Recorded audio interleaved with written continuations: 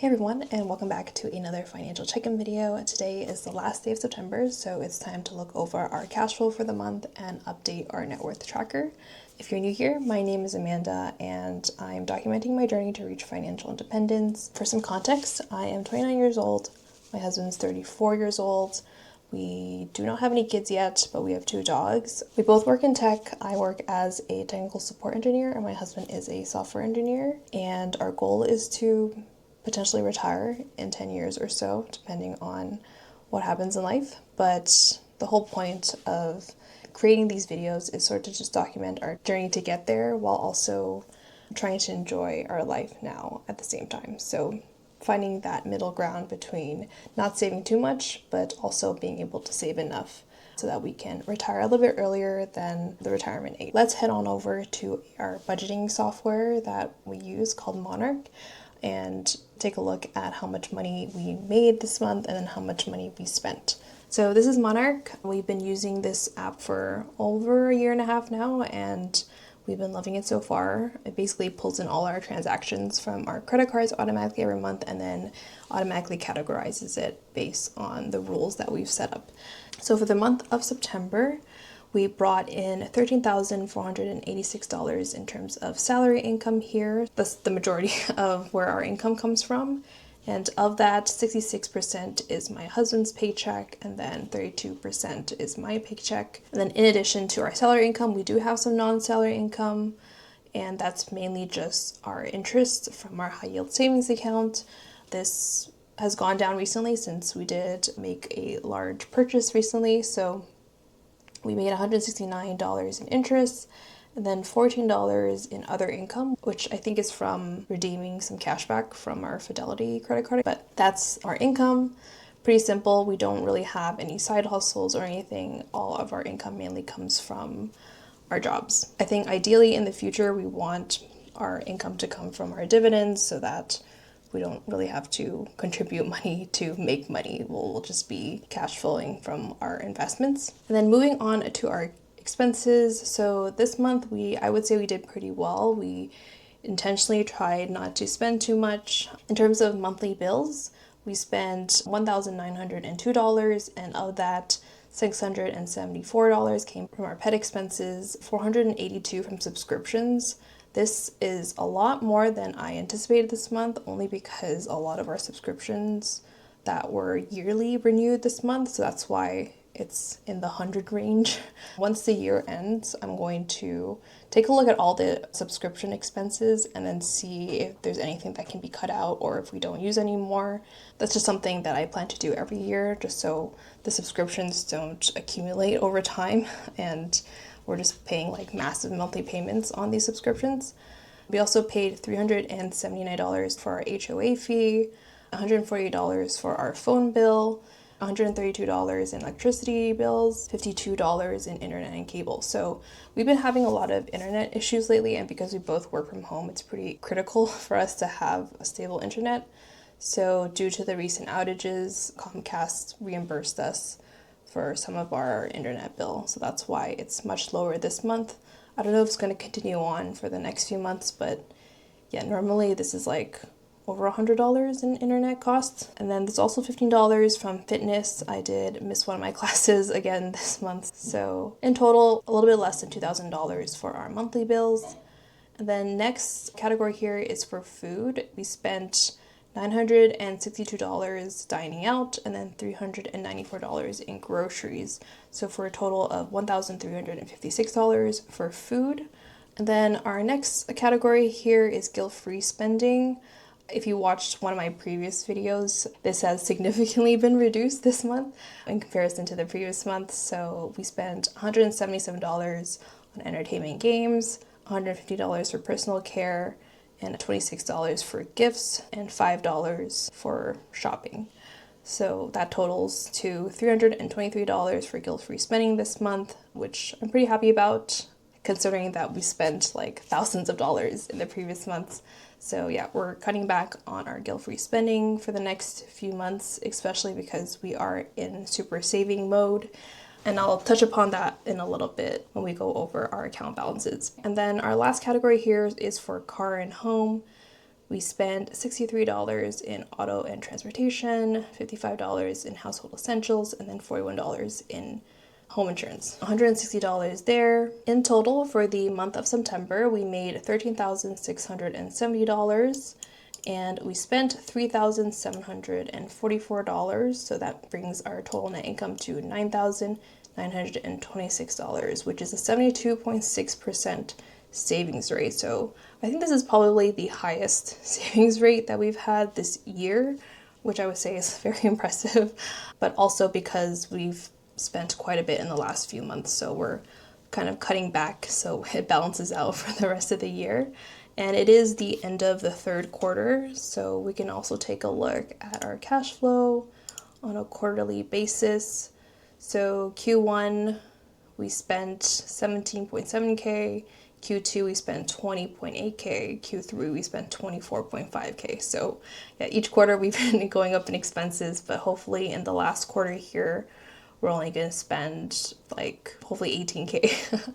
And then that will bring our yearly expense to about 80K for the year. That's our goal. So far, year to date, we've made 147K, we've spent 63K, and we've saved 84K-ish, so 57.1% savings rate for this year so far. We don't want to spend as much as we did last year. We want to spend less than 100K this year. So hopefully no emergency expenses come up in the next few months. But let's head on over to the accounts page here and take a look at where our account balances are at. So according to Monarch, we are currently sitting at 783K in terms of net worth, which is a 25K increase from last month. I think you'll notice that it's a little bit different because last month I mentioned that we made a purchase on a land and we made the first earnest payment last month and we made the second payment this month. So in total, we've put in 61K into the land. And I asked if I should include this into my net worth because I wasn't sure of how it would work.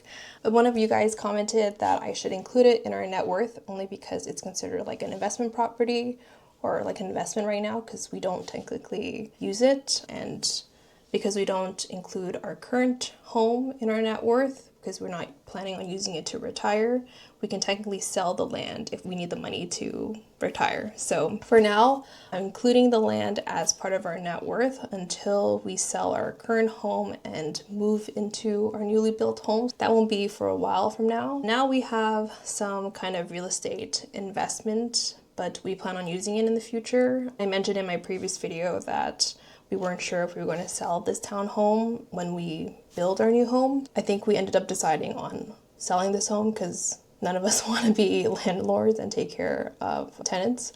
So yeah, when that time comes, we'll probably remove the new home from our net worth and then have the sale of this home like sort of offset a little bit so our net worth doesn't dip too much. But yeah, that's a problem for another day. In terms of our credit card balances, we are at 3.9K here, which is slightly lower from last month because we've reduced our spending. And in terms of investments, we are up 22.9K, and that brings us to 653K. And then you'll notice that our cash balance went down 33K, and that's because we put that money into the land as the second earnest payment. In November, we'll make a third payment once the project gets approved, and that will take away another 61K in cash. So it'll be 122K by the end of the year in the land value, and then we close on the land next year once the project is completed. So yeah, I'm pretty happy that we're using our cash. I feel like the value of cash goes down every year or every day because they're circulating more money into the economy or printing more money. So the value of your cash goes down if you're not putting it to work or into assets. I think it's also a good way to diversify our investments because we were very concentrated in stocks and we wanted to have a little bit more exposure to some other investments.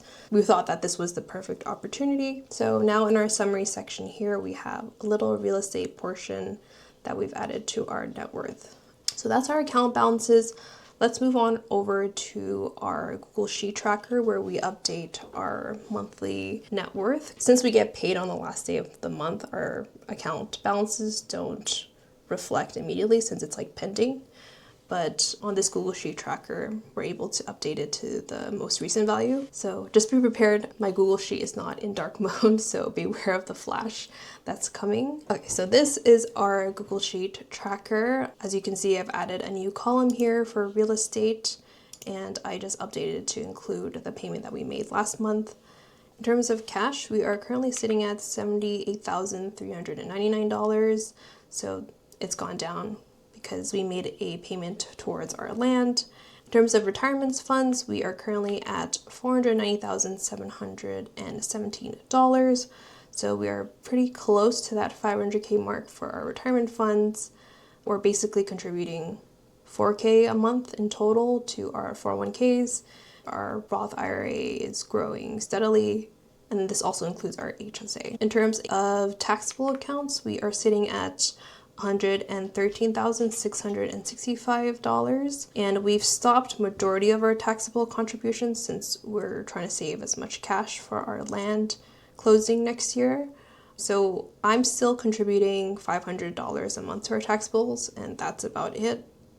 Other than that, it's just growing on its own. And then in terms of crypto, we are at $51,918 there, and it is up from last month. And then our newest column here, our real estate, which is for our land purchase, is now up to 61K since we made the second earnest payment of 36K this month.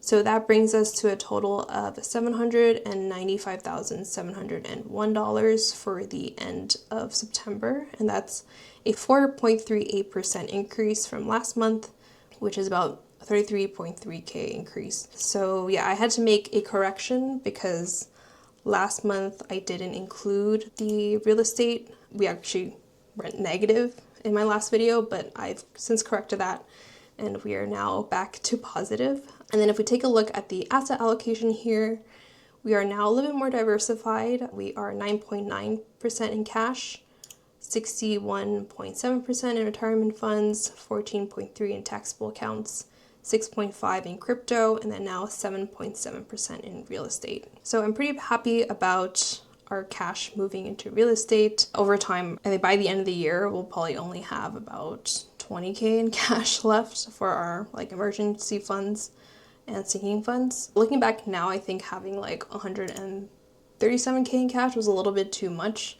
We probably could have put it into the stock market, but I think given how uncertain the market was and how it like dipped here, we were like, okay, we probably have to hold on to a bit more cash just to feel a little bit more secure. But I think making this land purchase gives us the confidence of like, we're diversifying our portfolio a little bit, and because it's something we plan on using anyway, like we don't feel bad about making that purchase. And if worst comes to worst and we can't afford to build the house for whatever reason, then we can always end up just selling the land and continue living in our current townhome. And then last month I showed this new graph and chart that I made, and one of you said that it made sense, so I'm glad it did.